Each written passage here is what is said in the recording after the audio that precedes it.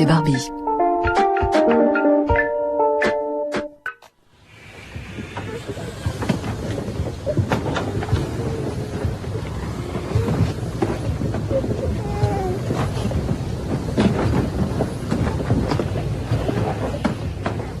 « 9 février 1943, rafle de la rue Sainte-Catherine. »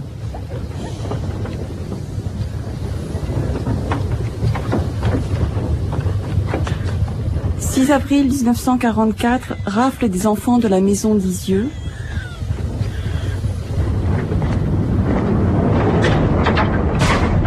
11 août 1944, déportation de 600 juifs et résistants dans le dernier train parti de Lyon à destination des camps de la mort. L'audience est ouverte. Je demande au service d'ordre d'introduire l'accusé, s'il vous plaît. Le 11 mai 1987 s'ouvre devant la cour d'assises du Rhône le procès de Klaus Barbie, accusé de crimes contre l'humanité. 37 jours d'audience pour établir sa culpabilité. Alors, accusé, quels sont vos noms et prénoms? Altmann Klaus. Vous êtes né à quelle date, s'il vous plaît? 25 octobre 1913. 25 octobre 1913. À quel endroit? Bad Godesberg. À Bad Godesberg. Près de Bonn. Quelle est votre profession? Kaufmann. Commerçant. Commerçant. Et quel est votre domicile au moment de votre arrestation? La Passe. La Passe. Vous nous dites, vous vous appelez Altmann. Votre père s'appelait Barbie. Depuis quand utilisez-vous le patronyme de Altmann? Je suis nationalisé depuis le 3 octobre 1957 en Bolivie.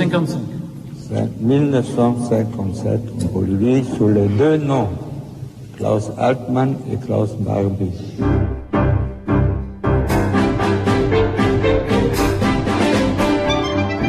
Mémoire, histoire et justice, le procès Barbie.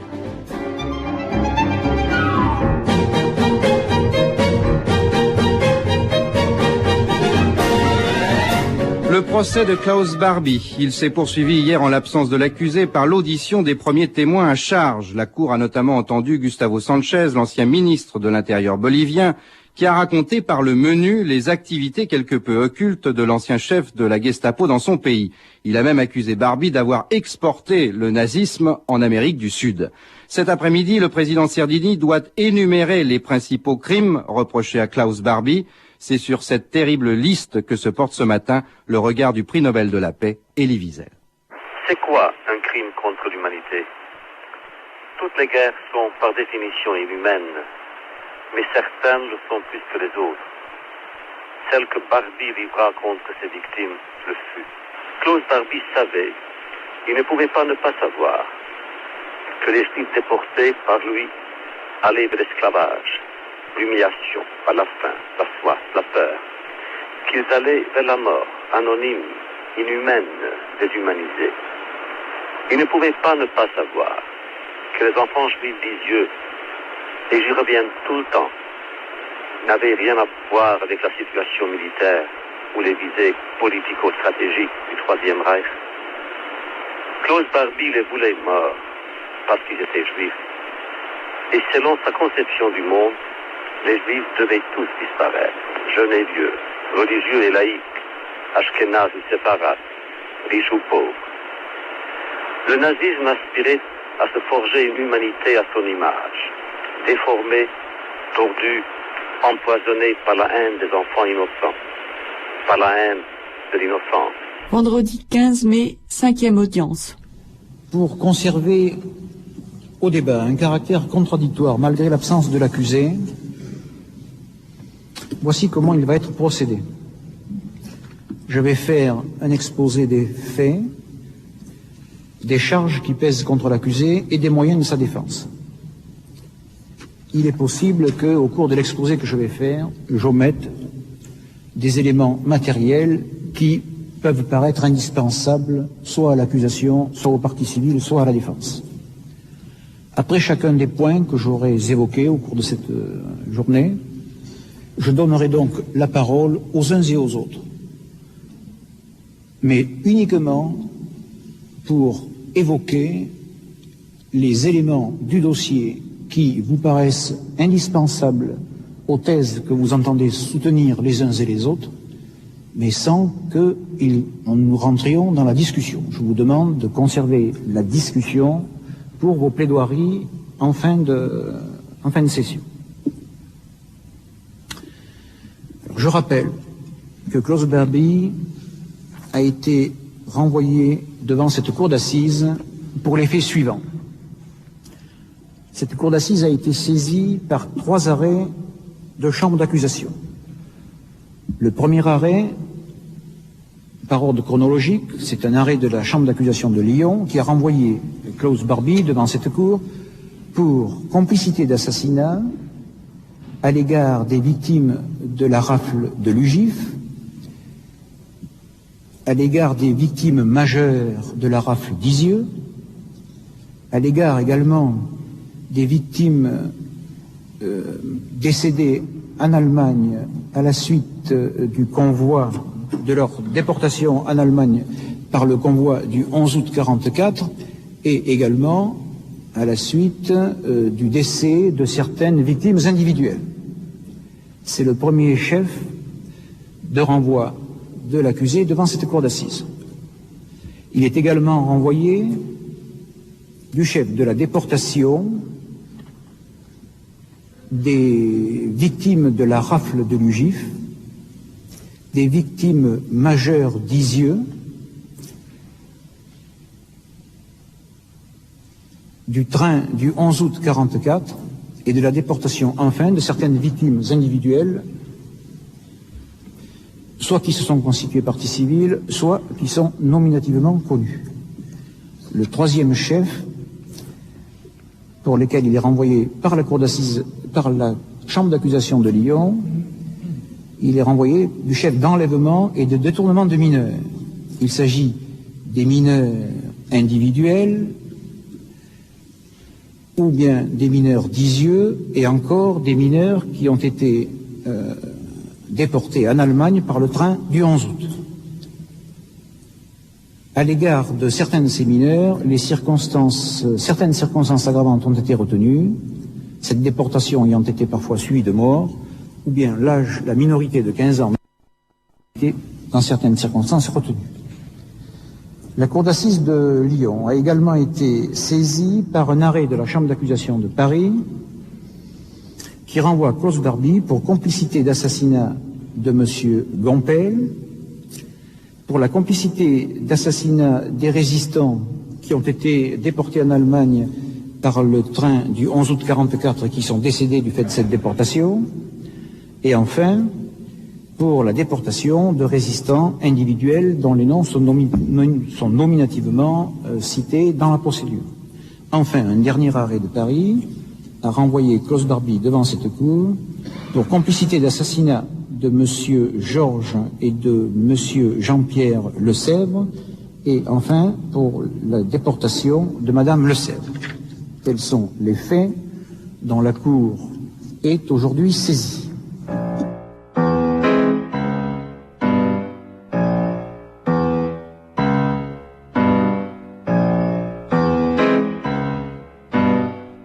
Lorsque Barbie arrive à Lyon, en novembre 1942, le cas de Lyon, l'Einsatzkommando de Lyon, a à sa tête un capitaine, Olert Fritz, auquel succède en juin 1943 le lieutenant-colonel Werner Knapp.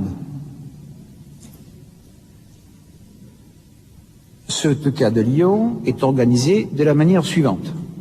Il comporte différentes sections. Une section 1, administration. Une section 2, police et questions judiciaires. Une section 3, surveillance de l'économie française. Une section 4, répression des crimes et délits politiques. Une section 5, répression des crimes et délits non politiques, et une section 6, recherche des renseignements. C'est cette section 6 qui recevait les dénonciations.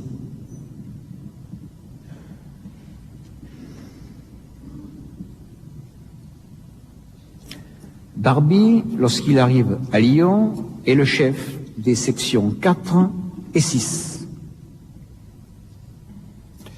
Il reconnaît cette qualité de chef des sections 4 et 6 et il précise au cours de ses interrogatoires qu'il a créé, organisé et dirigé cette section 4. Il déclare qu'il était plus spécialement chargé de lutter contre les bandes armées et qu'il s'est consacré à la lutte contre la résistance, c'est-à-dire d'une part les maquis opérant dans tous les départements de son ressort que nous allons voir, d'autre part les résistants opérant dans la région lyonnaise, à savoir les chefs de la résistance, les opérateurs radio qui sont en contact avec l'Angleterre, les commandos anglais, les membres de la résistance installés à Lyon qui fournissent le maquis en argent, en faux papier, en armes et leur communiquent éventuellement des instructions. Cette section 4 est elle-même divisée en plusieurs sous-sections. La sous-section A1, qui est chargée de la lutte anticommuniste, la sous-section A2, qui est chargée de la lutte anti-sabotage, la sous-section B, qui est chargée de la lutte anti-juive, la sous-section C, qui est chargée de la recherche des individus munis de faux papiers et des travailleurs évadés d'Allemagne, la sous-section D, qui est chargée du contre-espionnage, et la sous-section E, qui est celle des fichiers. Outre la section 4, Barbie est également le chef de la section 6, qui est chargé du renseignement politique, comme je le disais à l'instant, et qui reçoit les dénonciations. Il reconnaît également qu'il entrait dans les attributions du SD, et particulièrement dans celle de ces sections qu'il dirigeait, le contrôle de toutes les manifestations politiques, économiques, culturelles, raciales et religieuses. Alors, sur l'organisation et la place de Barbie dans l'organisation générale, est-ce que les uns et les autres... Oui, je vous en prie.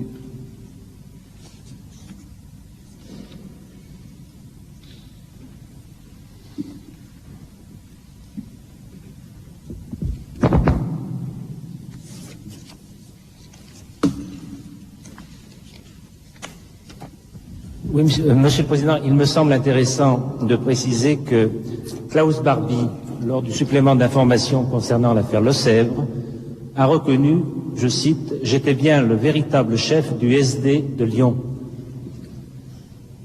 Je veux dire par là que même si théoriquement c'était le colonel Knapp qui était le commandeur, l'homme d'exécution, l'homme qui sur le terrain menait la plupart des actions, était bien Klaus Barbie. Il l'a reconnu. Vous trouverez ceci.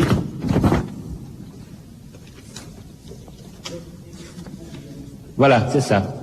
SI 16-2, interrogatoire du 2 juin 1986. Autres éléments?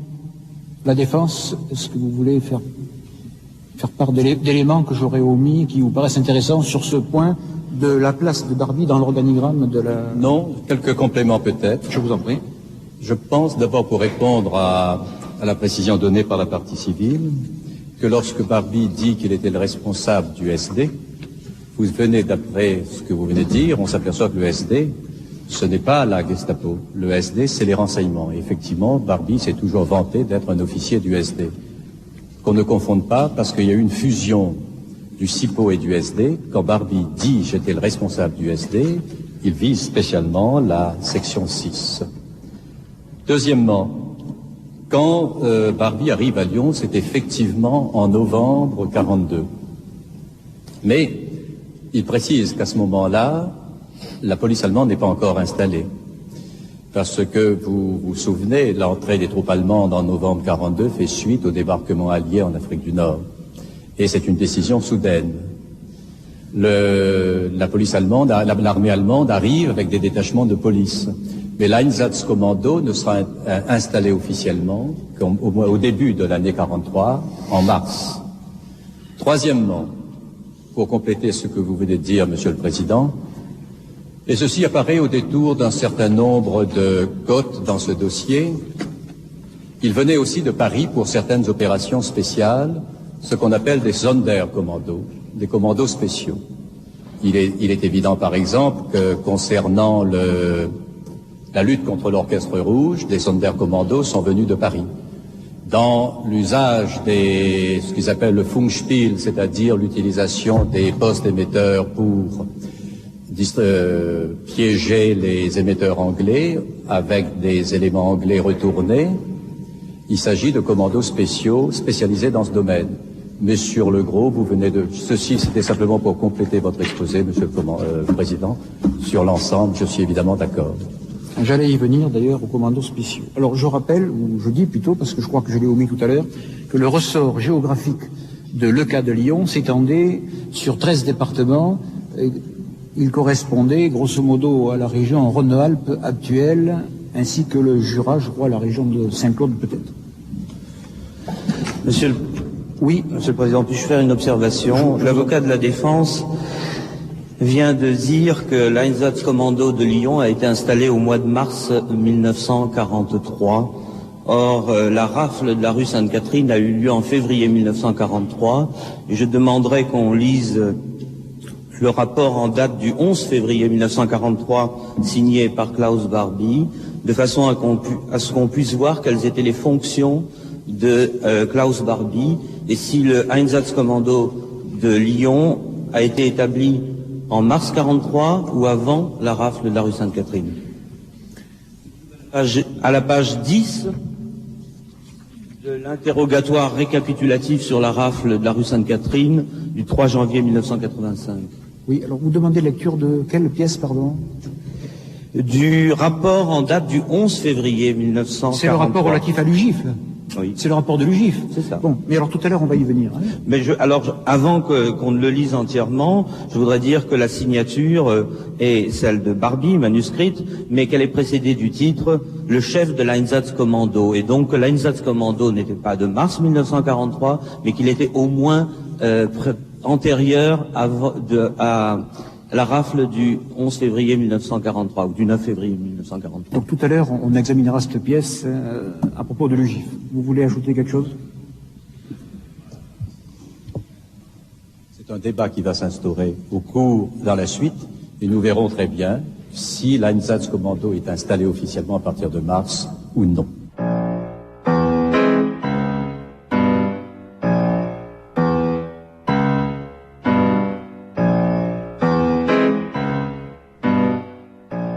Il y a une rafle qui s'est produite à l'UGIF, l'Union Générale des Israélites de France, le 9 février 1943, à Lyon.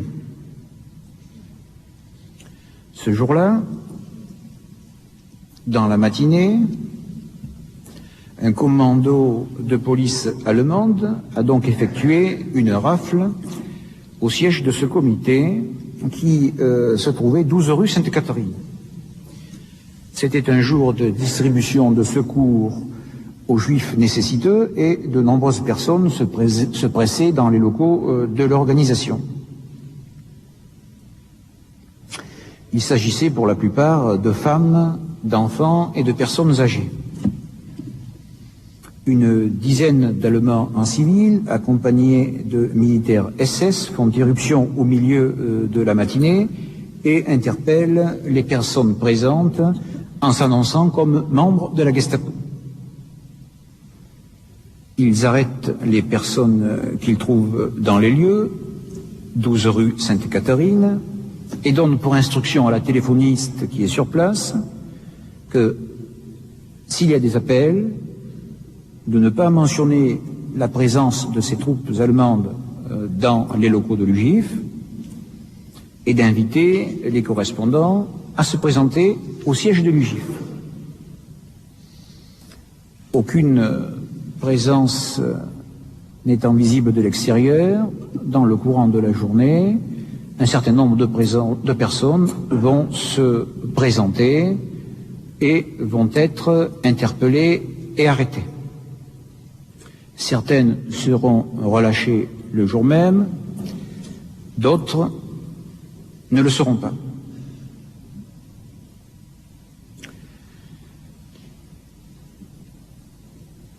En fin de journée, 86 personnes étaient arrêtées et elles furent conduites, en fin de journée, à la prison militaire de Montluc, à l'exception d'un monsieur du nom de David Luxemberg, qui a été amené à l'hôtel Terminus, torturé, dit-il, parce qu'on voulait lui faire avouer son appartenance à la résistance, et ensuite ramené à Montluc. Le lendemain, ce monsieur David Luxemberg est arrivé à prendre la fuite avec un nommé Driller Siegfried, si bien que sur les 86 arrêtés, il n'en restait plus que 84. Sur ces 84 personnes, 79 ont été déportées vers l'Est et ont abouti à Auschwitz. Certaines ont survécu. On en a recensé 6, dont certaines sont parties civiles ou témoins et seront entendues ultérieurement. Alors la question se pose de savoir si Barbie est ou non responsable de cette rafle. En faveur de la culpabilité de Barbie, il y a certains témoignages, et notamment celui d'un monsieur Michel Thomas, qui dit que Barbie était présent. Ce monsieur Michel Thomas étant cité, nous l'entendrons ultérieurement comme témoin. Et il y a également le rapport en date du 11 février 1943, auquel maître Klarsfeld faisait allusion à l'instant. Il s'agit du scellé numéro 1. Monsieur l'huissier ou monsieur le greffier, nous faites passer le scellé numéro 1.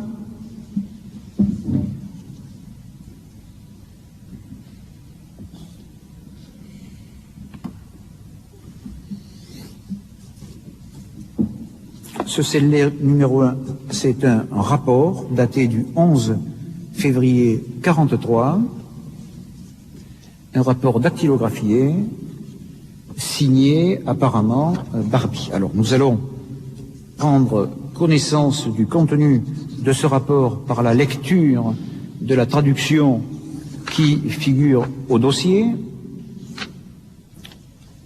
Je vous la traduction officielle est en DP1 413. Je peux vous prêter le document que j'ai entre les mains. DP1 413, monsieur le greffier, vous donnez lecture de la traduction de ce rapport du 11 février 1943.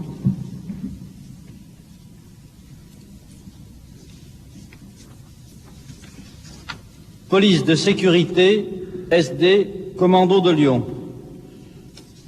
Lyon, le 11 février 1945. Au chef de la police de sûreté et du SD du ressort du gouverneur général en France. C'est 43 et pas 45. J'ai 45. Ah non, mais alors c'est une erreur de frappe sur la traduction. Il n'y avait personne. Oui, l'original, c'est 43. C'est 43. Oui. Paris, 4, en chiffre romain, B. Objet. Dissolution du comité juif, Union générale des Israélites de France, UGIF, Lyon. Référence? Aucune. Annexe, 86 bulletins d'arrestation et d'emprisonnement, 80 enveloppes contenant des pièces d'identité et objets de valeur ainsi qu'un relevé en double exemplaire. La section locale a appris qu'un comité juif de soutien aux émigrants et juifs désirant passer en Suisse se trouvait à Lyon, 12 rue Sainte-Catherine. Ce comité aidait à préparer le passage illégal de la frontière. Le 9 février 1943, une action de démantèlement du comité fut engagée. À l'arrivée, plus de 30 juifs se trouvaient déjà dans les bureaux. Il fut d'abord procédé à l'arrestation de toutes ces personnes. Dans l'heure qui suivit, d'autres juifs apparurent et 86 personnes au total furent arrêtées. Tous les prisonniers furent rassemblés dans une pièce et, avant d'avoir pu procéder aux perquisitions, la plupart des juifs avaient réussi à détruire leurs papiers et fausses cartes d'identité. La plupart de ces juifs avaient l'intention de fuir en Suisse dans les plus brefs délais. La perquisition avait permis de découvrir un assez grand nombre d'objets de valeur, de devises, etc., dont les propriétaires sont connus. Une partie de ces propriétaires ont dû déjà fuir en Suisse. Les objets de valeur furent saisis. Le relevé se trouve dans une enveloppe séparée, voire liste jointe. D'autres objets de valeur et de l'argent ont été trouvés lors de la fouille individuelle. Le tout a été placé dans des enveloppes avec les papiers d'identité jointes afin d'y donner suite. Toutes les 86 personnes arrêtées sont conduites aujourd'hui à la prison militaire de Chalon-sur-Saône et mises à disposition. Comme on a pu le vérifier, le comité était financé par des juifs français haut placés et surtout par le comité juif à Genève. La prison militaire de Chalon étant surchargée, les prisonniers sont conduits dans des camps appropriés après consultation de Chalon. Le chef du commando, par ordre, lieutenant.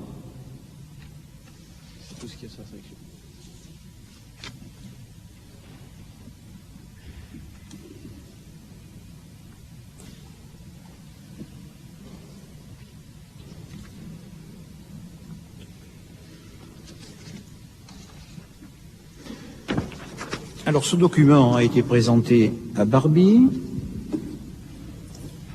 Le 30 mars 1983, il a reconnu sa signature et il a expliqué que s'il avait signé IV, cela voulait dire pour ordre, et qu'il avait donc signé en tant que chef de l'ECA de Lyon, c'est-à-dire le chef étant absent ou empêché, il avait signé à la place du chef, donc soit à la place de Knab, soit à la place de Ollert. Cette pièce, a-t-il dit, a vraisemblablement été rédigée par Wenzel. Wenzel, c'était le chef de la sous-section 4B à l'époque. Ce document lui a été présenté une deuxième fois le 19 décembre 1983. On lui a présenté une photocopie, il a dit qu'il ne pouvait rien dire sur cette pièce parce qu'il ne s'agissait pas d'un original. Et le 5 mars 1984, on lui a présenté l'original et il a dit ceci, il est possible que ce soit ma signature, mais j'en suis pas sûr.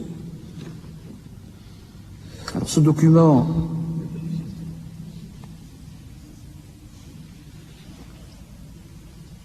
n'est pas le seul. Il a également été saisi un télégramme du 11 février 1943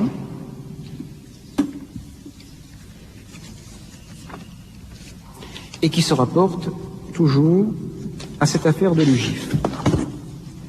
Ce télégramme du 11 février 1943 figure au scellé numéro 2, dont je demande que l'on me le passe. Monsieur le Président, oui, avant de lire le document qui suit, peut-on faire une remarque Je vous en prie. C'est la déclaration qu'a faite Klaus Barbie à propos de ce document, parce que si on passe déjà à un autre document, on va perdre peut-être le fil ou la mémoire du contenu de ce document. Or, le 3 janvier 1985, Klaus Barbie a déclaré « Si cette action a été faite contre le juif, je pense qu'il s'agit d'un ordre supérieur venu de Paris, section 4B, pour déporter les juifs allemands. » Or, on le voit à la lecture du document, c'est notre service local, nous avons appris ici. Et l'opération a été faite ici, il n'y a pas de référence à un ordre supérieur, le document, le rapport ne porte aucune référence, contrairement à ce qui se serait passé si effectivement un ordre était venu de Paris pour effectuer une opération dont l'initiative avait été prise à Paris. J'allais venir sur ce point après les 3 documents. Non, mais comme on a parlé également des initiales, il n'y a pas d'initiales sur ce document et également cela montre que le rédacteur du document n'est pas quelqu'un d'extérieur à la personne de Klaus Barbie. Troisièmement, en ce qui concerne la possibilité que ce soit le commandeur Knab qui aurait pris cette initiative, je signale qu'il n'est pas arrivé à Lyon avant le mois de juin 1983 et se trouvant à Kiev en Russie, il ne pouvait donc pas prendre cette initiative. Le seul qui aurait pu la prendre, c'était Ollert éventuellement, mais il n'est pas indiqué Ollert, il est indiqué Barbie. En plus de cela, je dirais que lorsqu'il a été confronté aux documents originaux le 5 mars 1984, Barbie a déclaré « C'est douteux, c'est possible, je ne reconnais pas cette pièce, je n'apporterai pas de réponse ». Et également, il a mis en doute l'institution qui a produit ces documents et qui est le Centre de documentation juive contemporaine, affirmant que, exactement, que... Vous me dites que les pièces du Centre de documentation juive contemporaine, même produites en copie, ont valeur de preuve dans les tribunaux allemands. Je n'en sais rien. En ce qui me concerne, je me trouve en France. Je suis de nationalité bolivienne. Cette pièce est produite par une institution privée et non par un organisme national. Je ne peux pas donc reconnaître cette pièce. Et cette contestation de l'authenticité des documents s'est répétée pour les autres documents produits. Je ne répondrai pas davantage, je ne reconnaîtrai pas cette pièce, et ainsi de suite. Maître Vergès, je plaiderai plus tard. Bien. Laurent Douzou. Quand les Allemands arrivent en novembre 42, il va y avoir une intensification de cette espèce de traque des Juifs, c'est indéniable, et notamment des Juifs étrangers. Mais je dirais que c'est déjà une population qui est extraordinairement vulnérable, en raison de tout cet édifice assez complexe et finalement très efficace qui a été mis en place à partir de l'automne 1940 par l'État français. Prenez la loi du 3 octobre 1940, je crois qu'il faut toujours revenir à cette loi, elle dit « est regardé comme juif ». Et regarder comme juif, c'est une expression juridique, mais ça veut aussi dire que la première menace qui pèse sur cette population, c'est le regard que le reste de la population peut porter sur elle.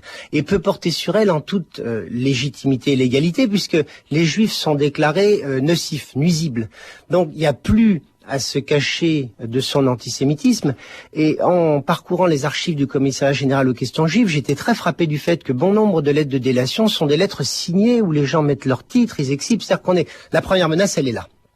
Elle est dans le fait que dans les mentalités, tout d'un coup, on peut débrider l'antisémitisme. Mais je dirais que c'est pas la seule. Après ça, toutes les mesures que j'ai rapidement rappelées à travers les grandes lois, mais je répète qu'il y a un maquis de textes, toutes ces mesures-là, que font-elles? Elles vulnérabilisent, elles marginalisent les Juifs, je dirais insensiblement, de mesure en mesure, jusqu'à faire d'eux, je crois qu'on peut le dire, de véritables parias. Ça veut dire que évidemment, quand on parle de cette question, on pense toujours, et à bon droit, à la question du génocide, de la déportation et de l'extermination à Auschwitz. Mais ce qu'on ne voit souvent pas, c'est qu'en amont de ces mesures qui, elles, sont drastiques, radicales et sans retour, il y a tout un processus de marginalisation et d'exclusion qui est redoutable. Et j'ajouterais que ces mesures, même quand elles paraissent assez ordinaires, sont tragiques. Par exemple, j'ai parlé de l'obligation de recensement faite aux Juifs par la loi du 2 juin 41. Bon, On va demander aux Juifs de se recenser. Un certain nombre de ces Juifs qui font confiance à l'État français disent pourquoi pas se faire recenser, très bien. Il est clair qu'à partir du moment où on les recense, en leur demandant un luxe de détail extraordinaire sur leur lieu de résidence, sur leurs parents, etc., on sait comment les rafler, où les rafler. Donc, voilà un exemple typique. Nous allons voir maintenant la deuxième rafle qui est reprochée à l'accusé. Il s'agit de la rafle d'Isieux du 6 avril 1944.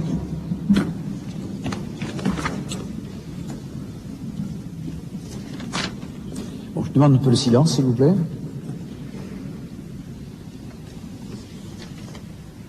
Le 6 avril 1944, c'était le jour du Jeudi Saint. Vers 9h, un détachement militaire allemand en armes, accompagné de membres de la Gestapo en civil, pénétra dans les locaux de la colonie juive d'enfants au hameau de l'Elinos à Isieux. C'est à une quarantaine de kilomètres de Lyon. 44 enfants âgés de 5 à 17 ans et 7 adultes de l'encadrement furent arrêtés. Un des adultes présents, qui est maintenant médecin, le docteur en retraite, je crois, Leib Reifmann, est parvenu à s'enfuir. Nous l'entendrons, je crois, ultérieurement comme témoin. Un des enfants pris par les troupes allemandes qui étaient sur place n'appartenait pas à la colonie et les camions dans lesquels ils furent chargés s'étant arrêtés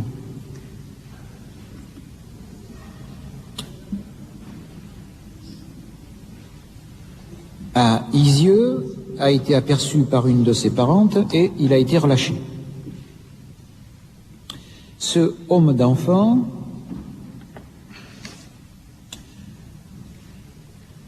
fonctionnait depuis fin mars 1943 et il avait été créé par une dame Zlatin justement pour s'occuper des enfants juifs dont les parents étaient dans l'incapacité de s'occuper d'eux, soit parce qu'ils étaient eux-mêmes déportés, soit parce qu'ils étaient malades ou décédés.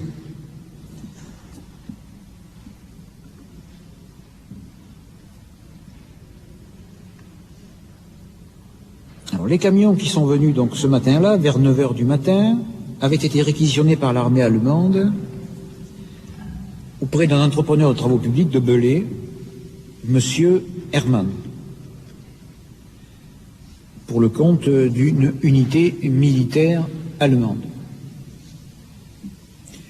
Il y avait donc des militaires en armes et en tenue et trois Allemands en civil. Il y avait également un Français, Bourdon,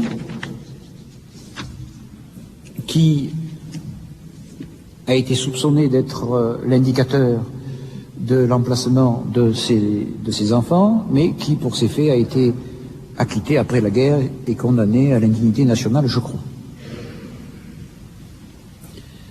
Donc ces enfants sont emmenés. Un des camions tombe en panne de gazogène, c'était un gazogène, tombe en panne, et il s'arrête à Isieux, à la confiserie Bilbord, et c'est dans ces circonstances que le jeune René Bucher, que nous entendrons comme témoin ultérieurement, qui n'était pas d'origine juive, a été aperçu sur le camion en panne par une de ses parentes et a pu être sauvé. Les autres enfants et les 7 membres du personnel d'encadrement furent transférés à Drancy et déportés vers l'Est, c'est-à-dire à Auschwitz, plus exactement, où ils arrivèrent, la plupart d'entre eux, le 15 avril 1944. Tous ces enfants, à l'exception de 2 d'entre eux qui étaient un peu plus grands, et 5 adultes, moururent dans les chambres à gaz dès leur arrivée. Monsieur Miron Zlatin, directeur de la colonie, et 2 enfants de 16 et 17 ans, Arnold Hirsch et Theodor Reiss, furent, eux, fusillés dans la forteresse de rebelles, aujourd'hui Kaunas, en Lituanie. La seule rescapée de la rafle est une dame, Léa Feldblum, qui, je crois, est citée comme témoin et qui même peut-être est partie civile et qui sera entendue ultérieurement.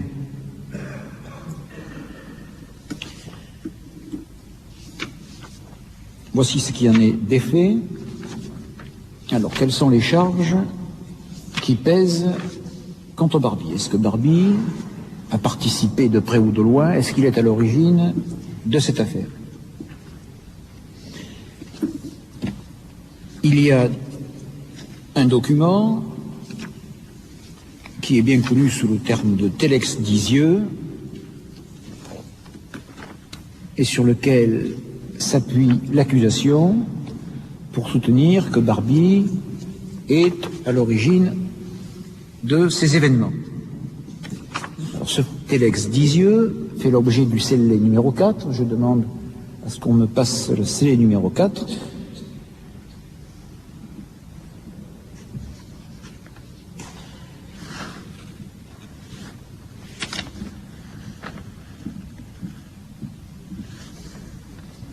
Merci.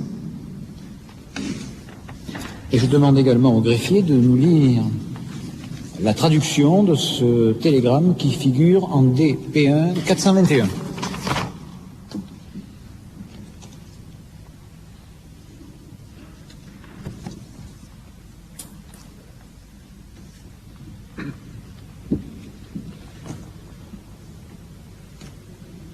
Monsieur le greffier, nous vous écoutons. Le chef de la sûreté et du SD dans le secteur du commandant militaire en France, service Telex.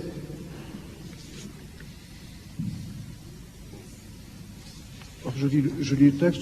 Vous lisez le texte, oui.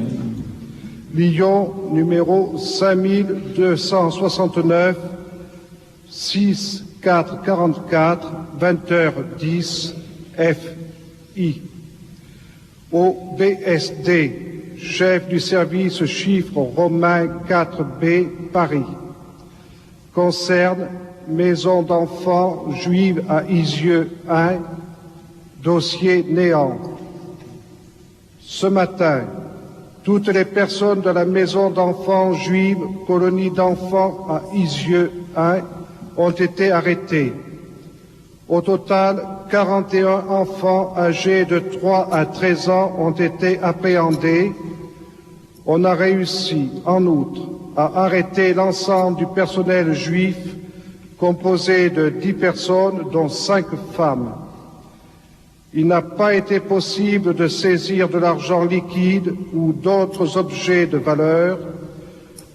L'acheminement sur Drancy aura lieu le 7/4/44. Le commandeur de la Sûreté et du SD de Lyon, chiffre romain 4B61/43. PO signé Barbie, SS Obersturmführer.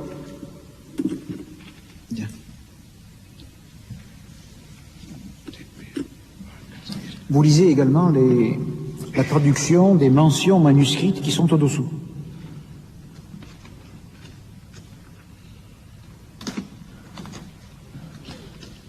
Mention manuscrite.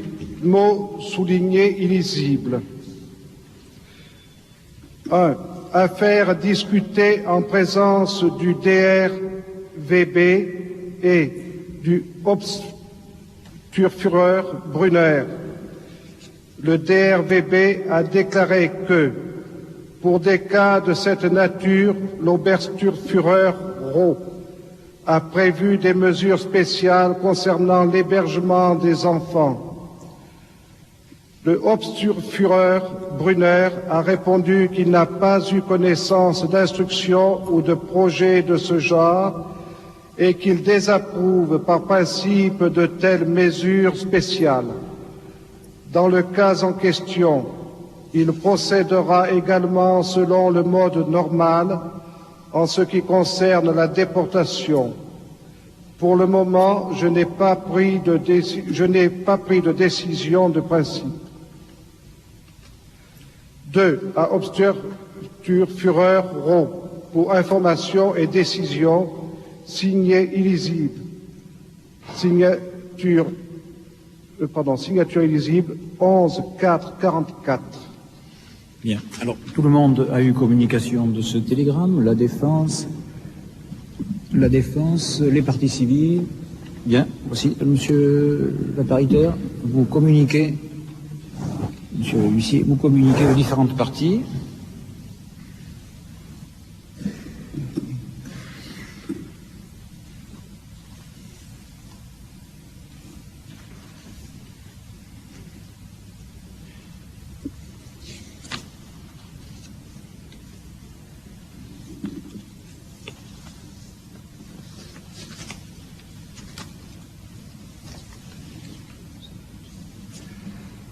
Oui, aux partis civils, je crois qu'ils l'ont demandé, au ministère public.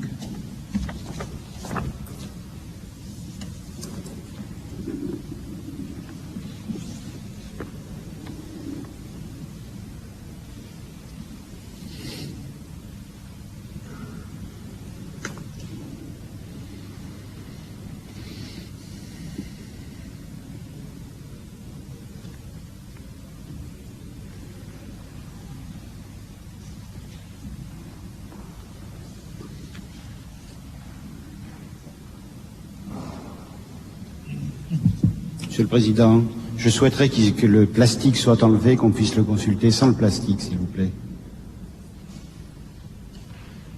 Monsieur le greffier, vous allez ouvrir le scellé.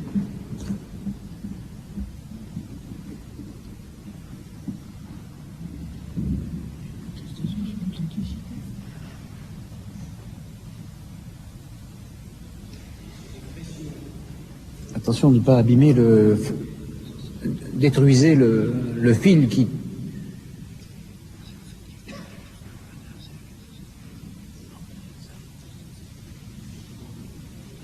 Bon, allez. Oui, donnez. Vous n'avez pas quelqu'un d'entre vous un instrument qui permette... Oui, vous avez une paire de ciseaux. Donnez-moi une paire de ciseaux.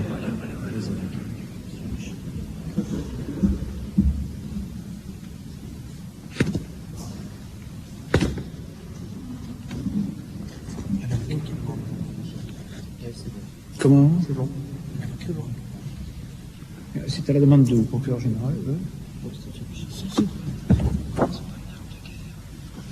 Voici le document. Vous voulez le voir hors du plastique? Donc, maintenant, il peut être extrait. Vous passez à la défense. Vous pouvez donc le sortir pour le regarder, si vous voulez le voir de plus près. Seriez-vous timide subitement maintenant? Monsieur le Président, je trouve qu'il est quand même désagréable de le faire sortir par l'avocat de Klaus Barbie, ce telex dont l'authenticité est discutée, contestée, et qui, s'il lui arrive le moindre accroc, pourra être encore plus discuté. Monsieur le Président. La loyauté d'un confrère. Ça n'est pas parce que Maître Vergès va ouvrir un télégramme que ce télégramme va être abîmé. Mais il va le dégager. Il y a des limites, je crois qu'il ne faut quand même pas dépasser. Et je me permets de vous le dire. Il va le dégager d'une enveloppe en plastique et n'importe qui peut faire une erreur. Monsieur le Président, je voudrais vous et demander... c'est justement pour je plaide pour la loyauté et pour la dignité des débats. Mais c'est justement pour protéger Maître Vergès, parce que s'il le déchirait, eh bien on dirait qu'il l'a fait volontairement. Bien. Alors, Monsieur le Président, je crois que ce débat est dérisoire. Je m'en excuse pour notre profession auprès de vous. Donnez, Maître Vergès, je vais sortir délicatement ce document, donnez, et le présenter au parti.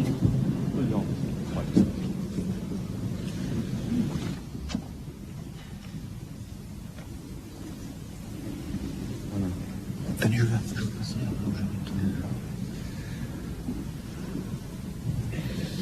Merci, monsieur.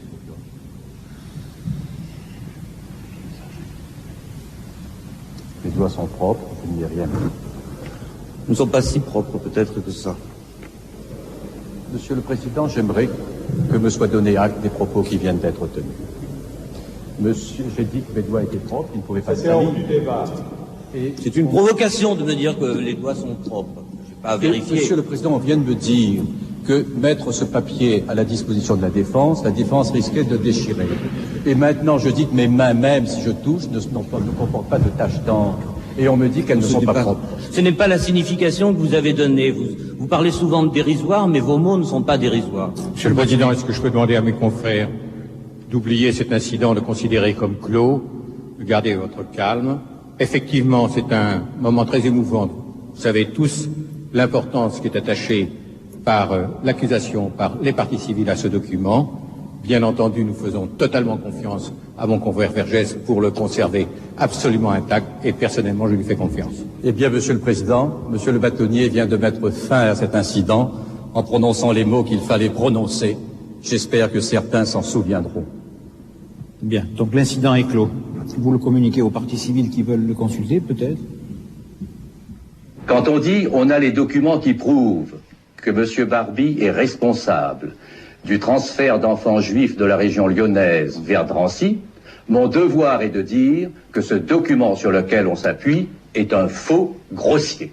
Vous mettez en doute l'authenticité du telex, comme vous l'avez fait au début? Ah, je continue plus que jamais à le faire. C'est quoi? C'est un document trafiscoté, fabriqué? C'est un faux. Le faux ne peut avoir été fait qu'avant le procès de Nuremberg. Alors avant le procès de Nuremberg, j'étais quand même un peu trop jeune pour faire le faux, parce que c'est vers moi qu'on s'est tourné pour dire du côté Vergès, le faux vient de quelqu'un, bon, il vient de moi, mais quel faux? Il n'y a pas de faux. À Nuremberg. Klarsfeld était tout petit. Il était à Nuremberg, la délégation française a cité le texte qui fait le corps du telex, mais n'a pas cité le nom de Barbie, qui est pourtant dactylographié. Dass es jüdische Stellen seien, die nach dem Krieg das fabriziert hätten. Aber darum geht's doch. Wer wusste nach dem Krieg bei den Alliierten, die Dokumente zusammengestellt haben, wer Barbie war? Wer wusste das? Barbie war ja eine ganz kleine Leuchte im Grunde. Und die Unterschrift unter dem Telex war schon in Nürnberg vorhanden? Das war schon in Nürnberg, 1946 war es schon, ist schon drüber verhandelt worden, überhaupt über den Fall.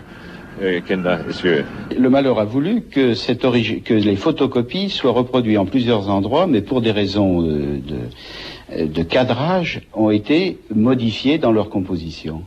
Et Vergès a joué là-dessus. A joué là-dessus, mais vous étiez à l'audience, vous avez vu que pendant qu'il parlait, les jurés regardaient l'original du telex.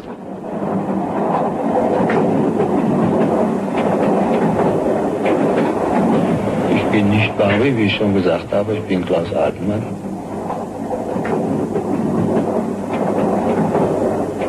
Une femme, une jeune Allemande, Madame Klarsfeld, a relancé la chasse contre Klaus Barbie, jusqu'en Bolivie. Pourquoi? Je suis venue ici avec les documents que j'ai reçus du procureur de Munich, d'ailleurs quelques jours avant mon départ, et je suis venue pour les montrer aux autorités boliviennes pour qu'ils puissent se rendre compte, et comme vous dites, Altmann et Barbie sont bien la même personne. Je suis venue en Bolivie avec une mère juive, Madame Alon-Brunner, dont les enfants étaient déportés du home d'enfants d'Isieux, et nous avons essayé de mobiliser sur place pour attirer l'attention mondiale sur le cas de Barbie protégée par les Boliviennes, par le gouvernement bolivien. Et nous attendions quoi? Nous attendions la chute de la dictature. La chute de la dictature s'est passée assez progressivement. Et avec la pression française et les moyens mis à la disposition par la France, avec le concours de la diplomatie française, c'était M. Chesson qui était très favorable. Bon, Régis Debray, mais M. Badinter aussi souhaitait ardemment cette extradition. Le président Mitterrand était pas enthousiaste, mais enfin il a accepté, donc l'opération s'est faite.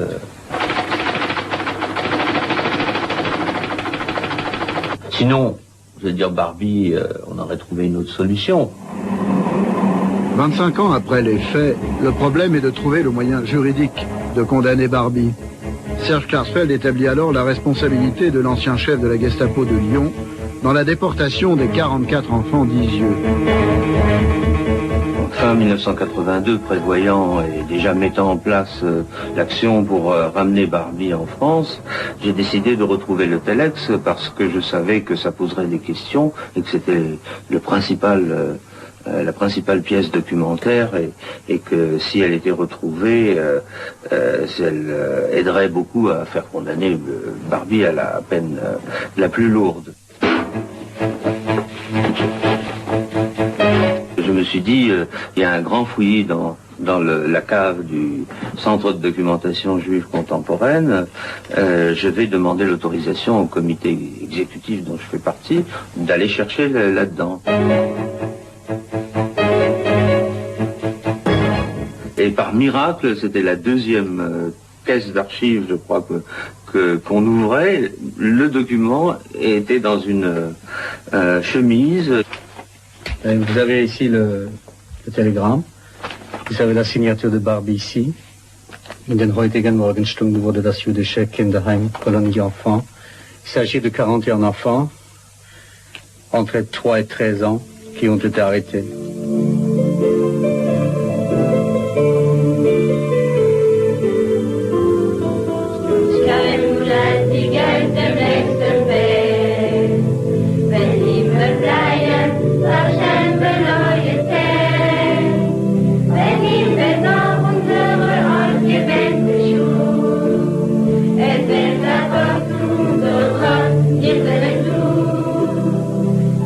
J'avais essayé, en menant une enquête à travers le monde entier, de retrouver les photos de chacun des enfants d'Isieux. Et j'ai fini par retrouver une photo de chacun des enfants d'Isieux. C'est une sorte de déchirement que d'avoir des noms sans visage.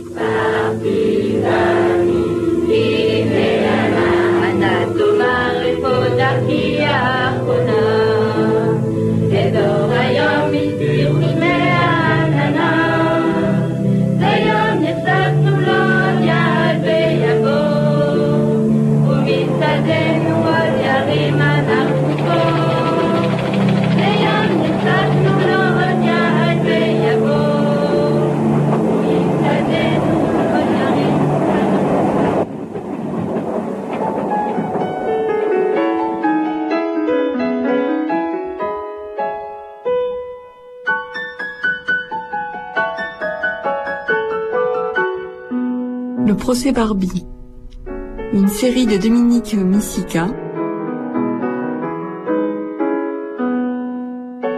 Archives INA, extrait du film Hôtel Terminus de Marcel Ophuls,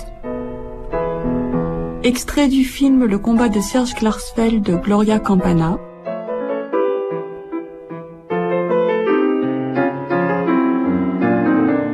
mixage Marie-Dominique Bougot et Anne Le Guéhenec. Réalisation Pierrette Perraudot.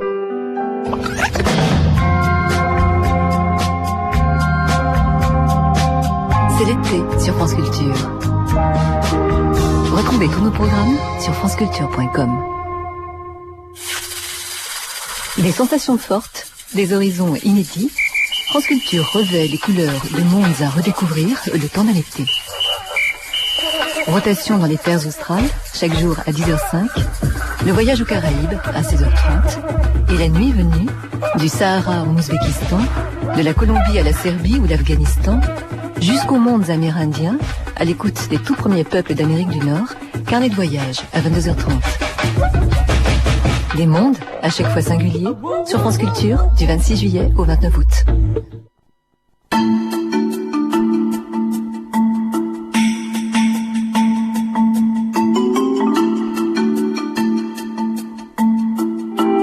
Un traité culinaire et savant. Chaque jour, Hervé Tisse, physico-chimiste à l'INRA, dans le laboratoire de chimie du Collège de France, dialogue avec un grand cuisinier à l'heure du déjeuner.